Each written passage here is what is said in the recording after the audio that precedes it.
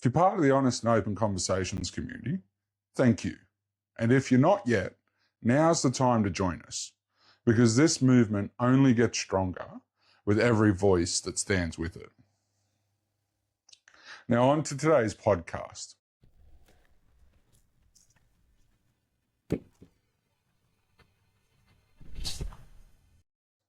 If you've noticed that life in Australia feels harder, more expensive, and less stable than it did 20 years ago, you're not imagining it. There's a reason politics feels crazy right now, because it is. And unlike the elites, I'm not going to tell you this is normal or that it's all in your head, because it isn't. What you're seeing is the result of something real. And most ordinary people can see it, because they're the ones paying for it. In fact, this pattern isn't new. Some of the greatest minds in history observed the same thing when their societies began to decline. Marcus Aurelius, Nietzsche, Thucydides, and St. Augustine. Different eras, same pattern. Disorder, moral confusion, political instability, and civilizational drift. And right now, we are watching our country move away from a sovereign, stable system and towards something more fragmented, more tribal, and less stable. And the reason is simple. The world is now operating under two different rule books at the same time. One says nations should control their own destiny. The other says global institutions should manage the world because unelected elites believe they know better. And those two systems are now colliding everywhere. In politics, in medicine, in education, and in everyday life. Most people argue about the symptoms, but what we're really doing is treating a disease while continuing to feed its cause. Imagine a patient with lung cancer. Doctors treat the pain, the breathing, the complications, but the patient is still breathing asbestos and smoking 10 packs a day. We don't remove the cause, we manage the damage, and then we act surprised when the patient gets worse and eventually dies. That's exactly what we're doing as a country. So the real question isn't the symptoms. It's this: which system is best to actually run the world? Because what we're talking about today sits underneath almost every major political issue. And your cost of living right now. The world is operating under two competing systems of governance, and the tension between them explains far more than most people realise. Oil prices, immigration pressure, loss of manufacturing, these are not separate problems. They are connected because for decades, Australian governments have made decisions that place our economy, energy and policy direction into global systems. And those decisions were sold as cooperation, but they came with real consequences. So more simply, this is about one thing: who actually controls your country? And do Australians still have meaningful control over their own future?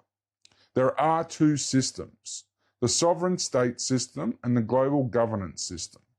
Sovereignty is simple. It means the highest authority in a country belongs to the people through the government they elect. It means control over your borders, your laws, your resources, your future. And under that system, no outside authority sits above the nation. Because in a sovereign system, politicians are employees of the people, not the other way around. That means the people hold the final authority. Global governance system argues modern problems are too big for nations alone. So power should increasingly sit with international institutions, the United Nations, the World Health Organization, the World Trade Organization, the International Criminal Court. And the argument is simple. Global cooperation prevents chaos. But here's the reality. These systems are not directly accountable to voters. And once you understand that, these two systems are competing for power. A lot of political decisions suddenly start to make sense. Now, before we go further, let's address something directly. When people hear global governance, they often dismiss it as conspiracy. But here's the problem with that. This isn't hidden. It isn't secret. It's openly discussed. Global institutions, political leaders, and economic forums talk about these ideas publicly. Changes to ownership, consumption, economic structures, social systems. This is not conspiracy. It's stated direction. And whether you agree with it or not, it exists. And under the global system, it is our future. And here are examples. Roll the clip.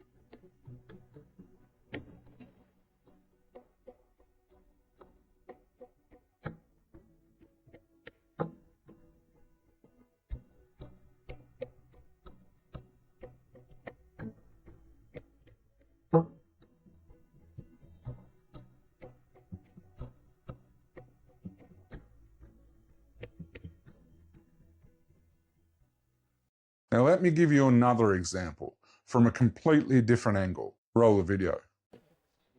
If you agree with this statement, then stand up and show your support. The first duty of the American government is to protect American citizens, not illegal aliens.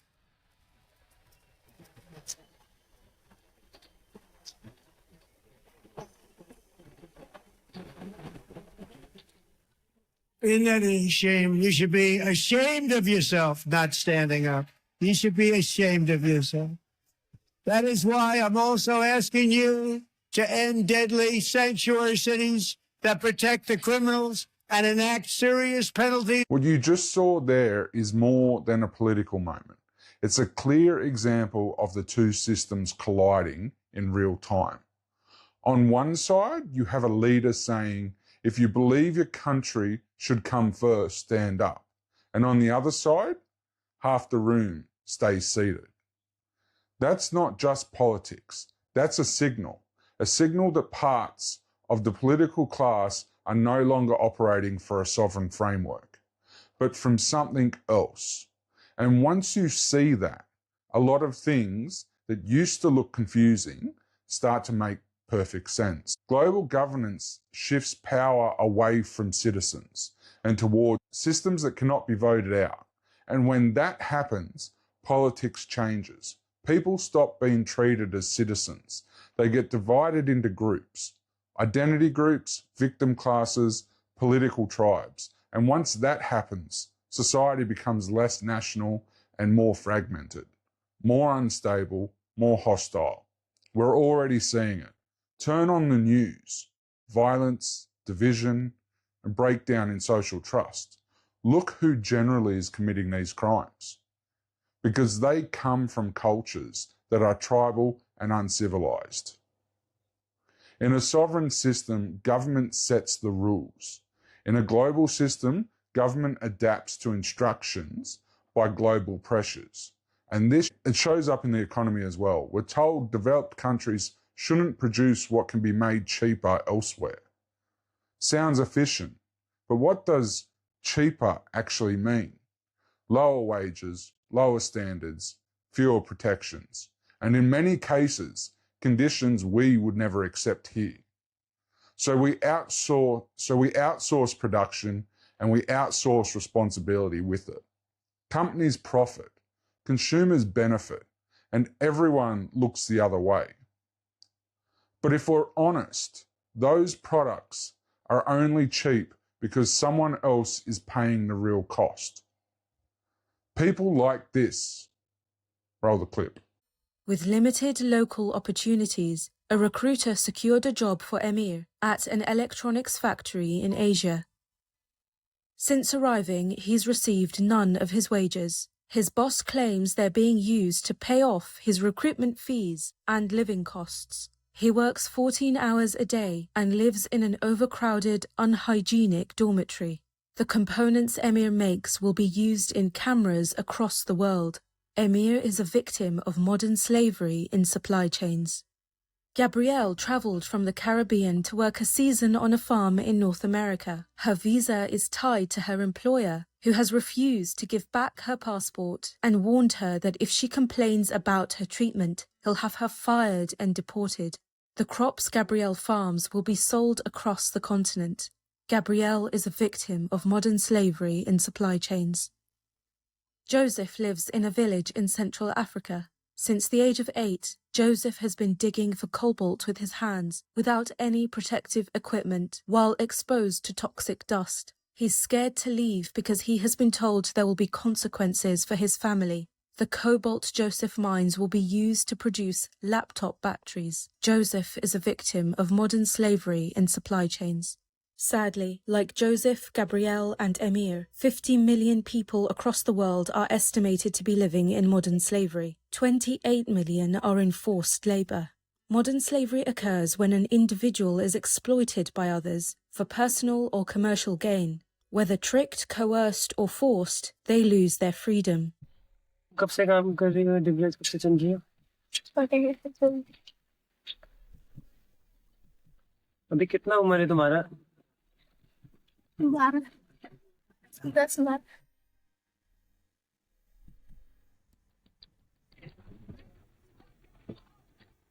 नींद आ गई तो ये काट देते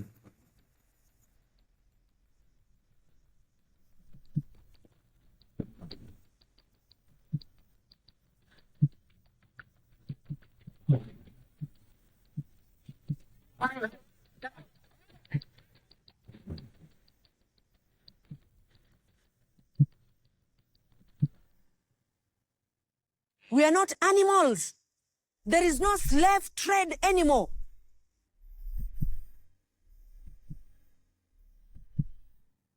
So here's the question. If we wouldn't accept those conditions for workers in Australia, why do we accept them for the workers who produce what we buy?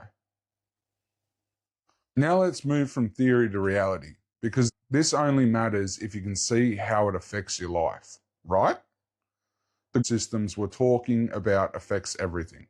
Cost of living, energy, food, housing, national security. These are not abstract ideas. This is everyday life. Let's take a simple example. When oil prices go up, you pay more at the petrol bowser. That's obvious. But the real impact runs deeper. Food doesn't magically appear on shelves. It's transported mostly by trucks. Those trucks run on diesel.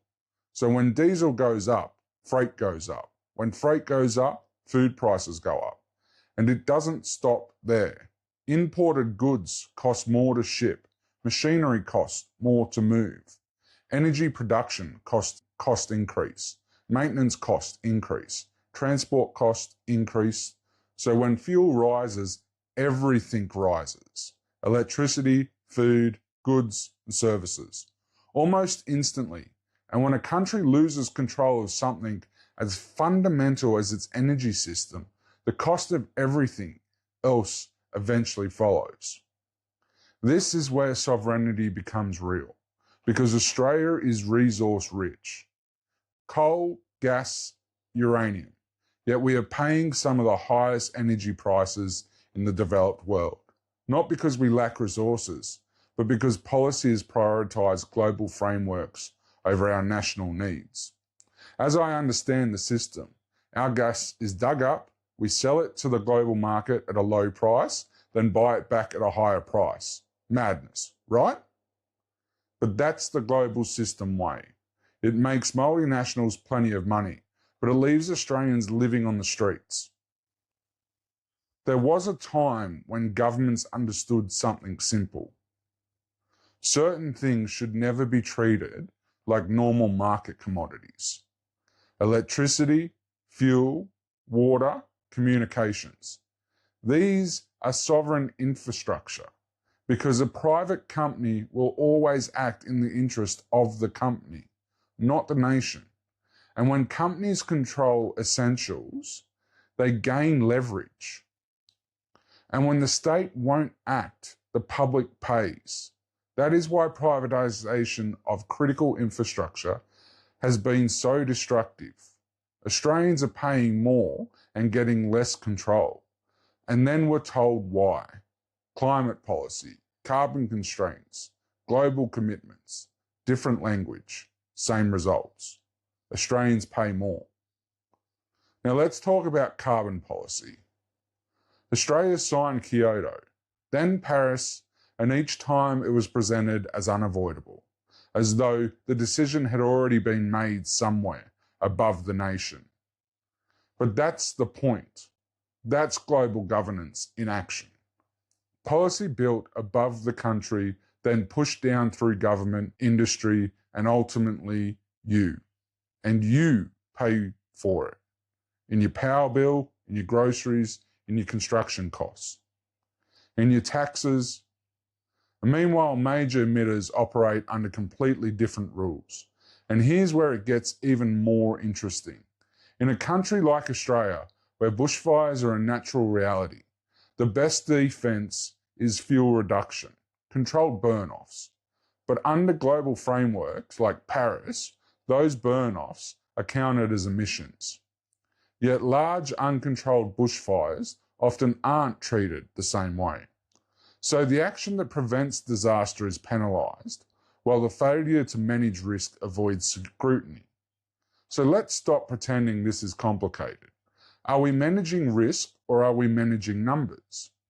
Because when governments knowingly support a system that discourages prevention, and that system is followed by destruction, loss of property, and loss of life, then they are responsible for the outcome.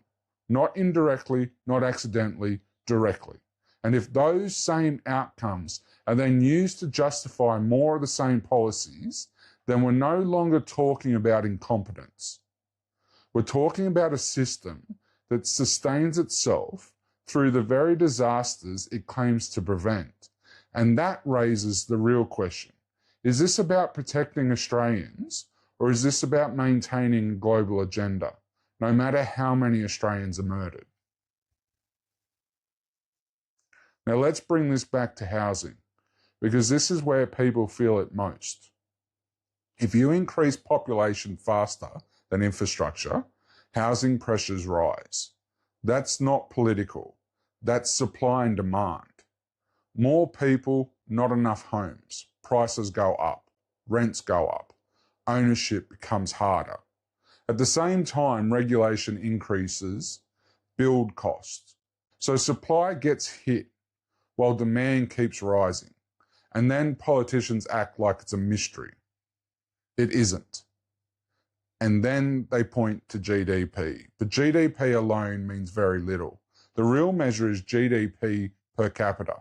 How much prosperity exists per person?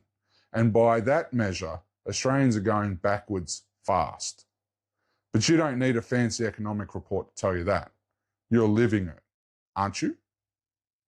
So when people say these are separate issues, they're not. Energy, housing, cost of living, they're all connected. And they're all connected by one thing: control. Who controls the system? Who makes the decisions? And who are those decisions made for? Now let's deal with a question serious people ask. Even if this is true, what does it cost to fix it? Because this is where most people stop. They see the problem, but they don't want the disruption. And the truth is, there would be costs: short-term pain, market disruption, political backlash, media attacks, institutional resistance, economic adjustment, and pressure from abroad. because the current system benefits powerful people and they don't give that up quietly. So no, this wouldn't be easy. But the real question is this: is the cost of change greater than the cost of doing nothing? Because doing nothing is not free. Look around.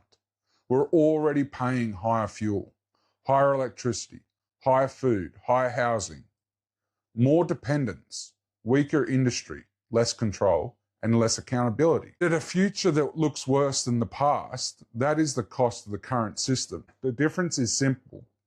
The current path leads to decline. Now, if we are serious about sovereignty, then we have to be serious about policy.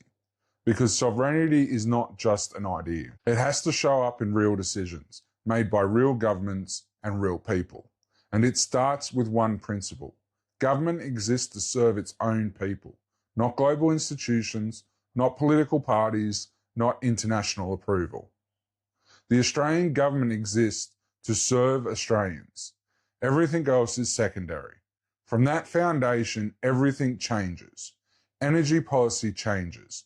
Housing policy changes. Immigration changes. Industry changes. Defense changes because instead of asking, what does the global system expect? You ask, what is in the long-term interest of Australians? The first pillar is energy. A sovereign country controls its own energy. Australia has the resources, but policy has prioritised global frameworks over Australians. A sovereign system flips that. Reliable, affordable energy for Australians comes first. Everything else comes after. Because if energy fails, everything fails. The second pillar is industry capability. A country that cannot produce essential goods is not fully sovereign. It is dependent. And dependency is vulnerability. This does not mean making everything, but it does mean securing what matters. Energy, food, medical supply, defense, logistics. Because when global systems fail, and they always do, you either produce or you go without. The third pillar is borders and immigration. Immigration is not the problem. Uncontrolled, misaligned immigration is. A sovereign country decides who enters, based on infrastructure, housing, cohesion, and long-term national interest. Because if population growth outpaces capacity, pressure builds everywhere. Housing, services, social trust. Now, there's another part of this conversation that people avoid, and they avoid it deliberately, because the moment you raise it, the discussion gets shut down. But it matters, because immigration is not just about economics. It's about cohesion. A country is not just a marketplace. It is a shared system of values, laws, expectations, and cultural norms that allow people to live together peacefully. And if you ignore that, you don't get diversity. You get fragmentation. Now, this is where we need to be honest. Australia has already had this conversation before. It was called the White Australia Policy. And I think the wording of that policy was misguided. But the implementation, and more importantly, the question it was trying to answer, is something entirely different. Because at its core, it was trying to deal with a real issue. How do you maintain a stable, cohesive society? And instead of learning from that, we've done something far worse. We've banned the conversation entirely.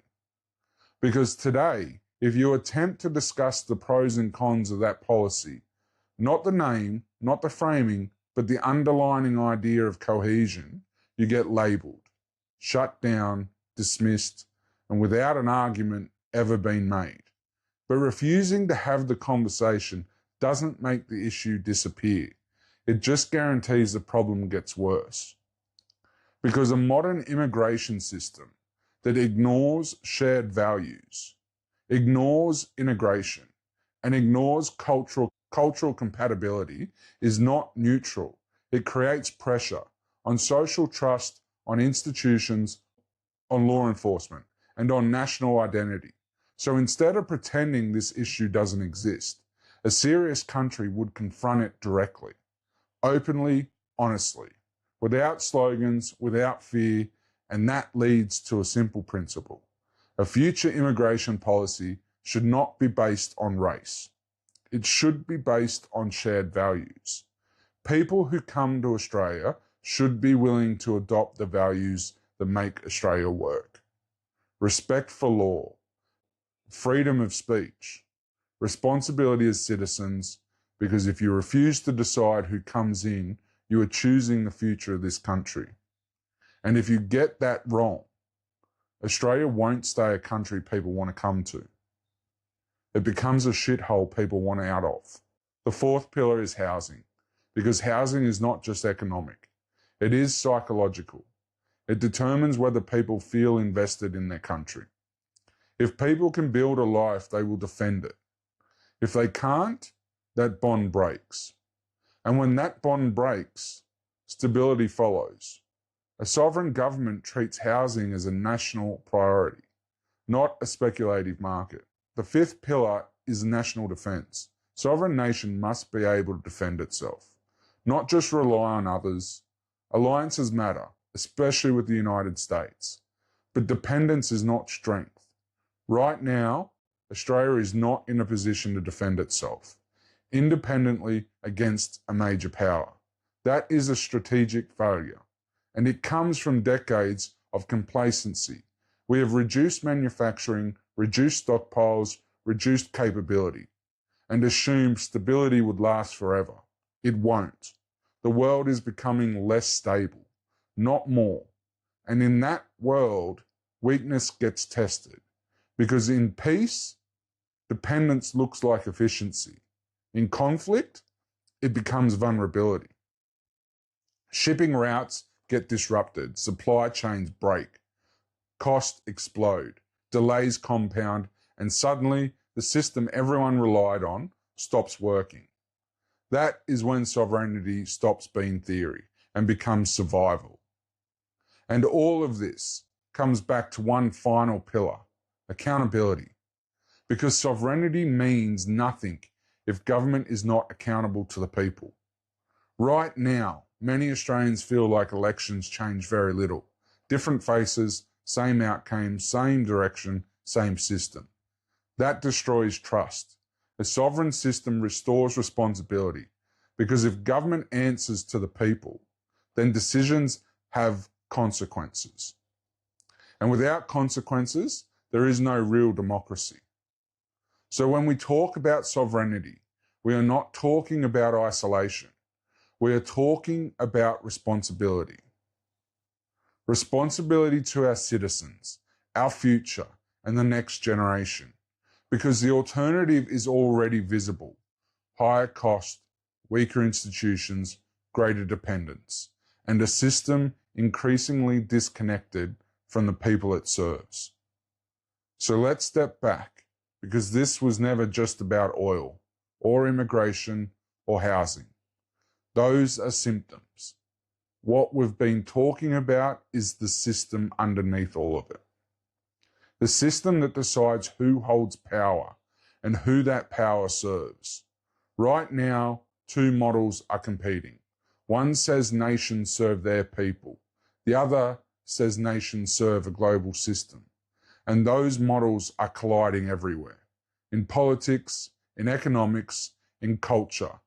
In everyday life for decades, the global model was sold as progress, as inevitable, but the cracks are now visible. Rising costs, falling trust, growing dependence, weaker resilience, and political systems that feel disconnected from the people. So the real question is simple. Do we continue down this path, or do we begin the difficult process of rebuilding a country that answers to its own people? Because sovereignty comes down to one idea. A country should belong to its citizens, not bureaucracies, not distant institutions, not unelected systems, but the people who live in it. And if we are serious about protecting Australia for the next generation, that is the conversation we need to start having now. So let me leave you with this. Every generation inherits a country. and every generation decides what happens next.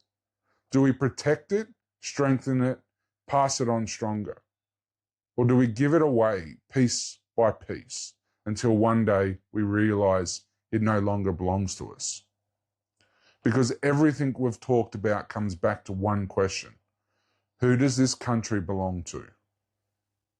The Australian people, or a system no Australian ever voted for?